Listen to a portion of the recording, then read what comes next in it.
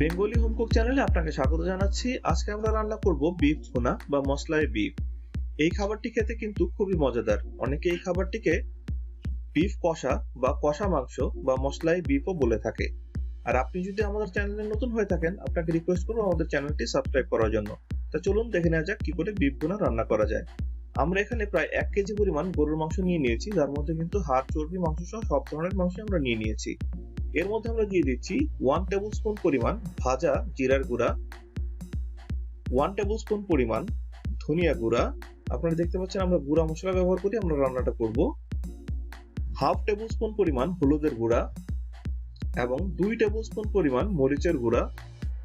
Beef কষা বা মাংস ভুনায় কিন্তু ঝালটা একটু বেশি দিতে হয়। এর মধ্যে আমরা দিয়ে দিচ্ছি প্রায় 6 থেকে 7 টুকরা লবঙ্গ, পরিমাণ মতো লবণ। আমরা এখানে 1 টেবিল স্পুন পরিমাণ লবণ নিয়ে নিয়েছি। এরপর নিয়ে নিচ্ছি আমরা ভাজা গোলমরিচের গুঁড়ো। এরপর আপনারা দেখতে পাচ্ছেন আমরা দুটো কালো এলাচ নিয়ে নিয়েছি এবং প্রায় 5 থেকে 6টি সাদা এলাচ নিয়ে নিয়েছি। আমরা 3টি তেজপাতা ব্যবহার করছি এর মধ্যে এবং 2 খণ্ড দারুচিনি। এবং আমরা এর মধ্যে পেঁয়াজের বেরেস্তা নিয়ে নিব। বেরেস্তাটা আমরা আগেই ভেজে নিয়েছি। এই সমস্ত উপকরণগুলো আমরা এই মাংসের মধ্যে ঢেলে নেব এবং বেরেস্তাটা আমরা যে তেলের মধ্যে ভেজেছিলাম সেই তেলটাই আমরা এখানে ব্যবহার করব, যা প্রায় 2 টেবিল স্পুন পরিমাণ আপনারা দেখতে পাচ্ছেন। এটা আমরা মাংসের মধ্যে ঢেলে দেবো এবং সমস্ত উপকরণ যেগুলো আপনাদের দেখালাম সবগুলো আমরা একসাথে মাংসটা ভালোভাবে মেখে নেব। এই পর্যায়ে আমরা মাংসটা ভালোভাবে মেখে নিচ্ছি সমস্ত মশলা ব্যবহার করে। এই অবস্থায় মাখানো মাংসটা কিন্তু আপনারা বেশ কিছুক্ষণ রেখে দিবেন, প্রায় 1 ঘন্টা থেকে 1.5 ঘন্টার মতো। যতটা ভালো মেরিনেট হবে বিফ ভুনাটা খেতেও কিন্তু ততটা মজার হবে এবং এর মধ্যে থেকে কিন্তু বিফটা একদমই নরম হয়ে রান্না হয়, যেহেতু এটা একটু অল্প আঁচে রান্না করা হয়। আপনারা দেখতে পাচ্ছেন মশলাগুলো মাংসের গায়ে খুব ভালোভাবে লেগে গিয়েছে এবং এর মধ্যে দিয়ে দিচ্ছি প্রায় 2 টেবিল চামচ পরিমাণ আদা বাটা এবং 2 টেবিল চামচ পরিমাণ রসুন বাটা। এটা দিয়েও আমরা মশলাটা খুব ভালোভাবে মাখিয়ে নেব যেন সবগুলো উপকরণ ভালোভাবে মিশে যায় এবং সবগুলো মাংসের গায়ে মশলা ভালোভাবে লেগে যায়। তারপর একটি ঢাকনা দিয়ে ঢেকে আপনারা কিন্তু 1 ঘন্টা এটা রেখে দেবেন, যা আসলে মাংসটা খুব ভালোভাবে ম্যারিনেট হয়ে যাবে।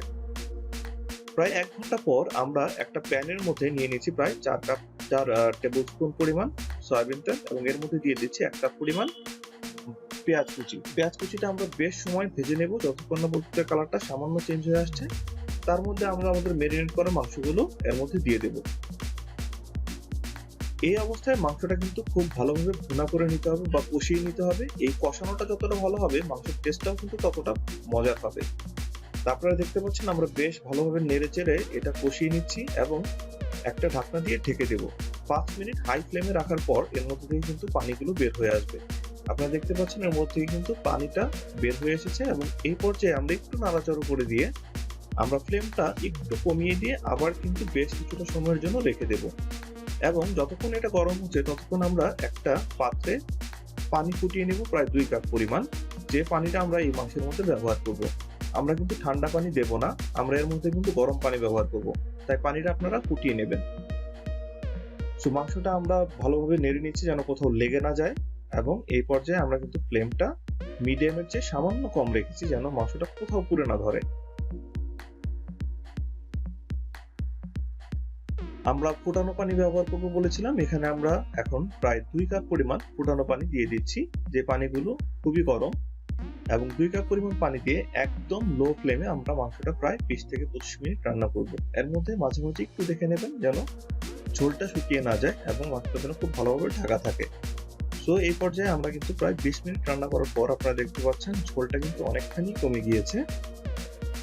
এর মধ্যে আমরা দিয়ে দিচ্ছি সয়া সস প্রায় 2 টেবিল চামচ পরিমাণ এবং গরম মশলার গুঁড়ো দিয়ে দিচ্ছি 1 টিস্পুন পরিমাণ এবং এর মধ্যে আমরা 4 থেকে 5টি কাঁচামরিচ দিয়ে দেব। কাঁচামরিচটা থেকে সুন্দর একটা ফ্লেভার বের হয় যা আসলে মাংসের সাথে খুবই ভালো যায়।